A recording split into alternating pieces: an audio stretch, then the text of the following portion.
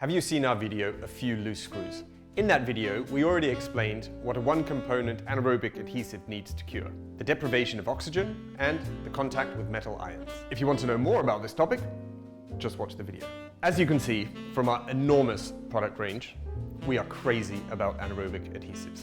Today, we're going to show you how to choose the right one.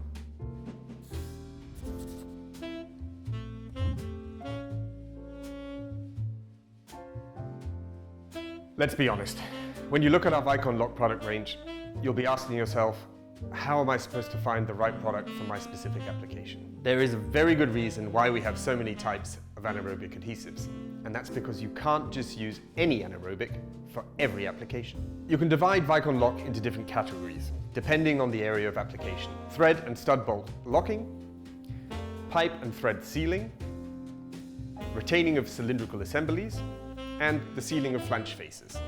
The products for the locking of threads and stud bolts are suitable for screws, nuts, and stud bolts. The pipe sealing products are suitable for threaded connections, hydraulic and pneumatic connections. For shaft and hub connections, pulleys, bearings, or cylindrical parts in slip, press, or shrink fit applications, it is best to use our products for the retaining of cylindrical assemblies. And for flanges, housings, casings, or covers, our products for flange sealing are perfect. The four WEICONLOCK categories are divided into the area of application, but also according to their name and number. Other differences are, for example, the viscosity, from low to high, the strength, also from low to high, or how easy they are or how hard they are to disassemble, and last but not least, their color.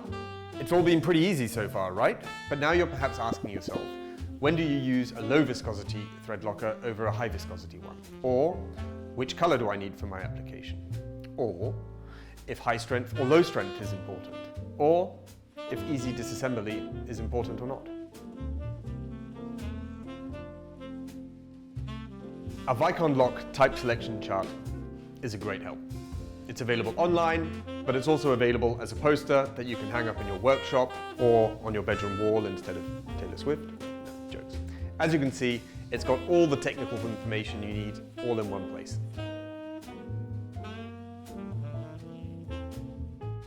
So, how do you use this chart? You can easily recognize one of the four categories depending on the color of the label: yellow, thread locking and thread sealing; red, pipe sealing; blue, for the bonding of ball bearings or sprockets with extremely high loads; green, these are types that remain a little bit more flexible after curing. They can absorb energy, making them suitable for flanges, housings, casings, or slightly larger threads.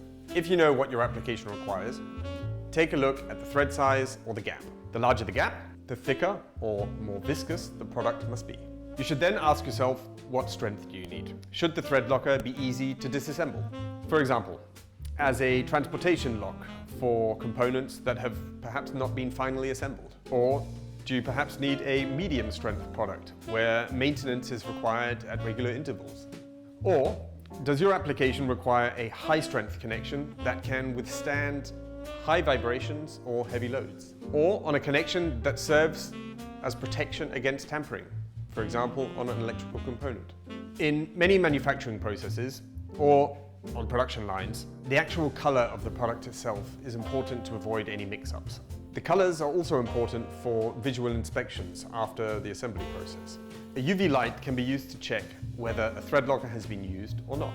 In short, only the first 3 to 5 columns are relevant for the general user. For the specialists among us, the chart also includes important information about temperature resistance, but also curing time, which greatly depends on the materials being used. And if you're still really lost, try using our adhesive finder to find the right product. I'm also always happy to help. Just write your question down in the comments section and we'll get back to you. Until then, stick at it.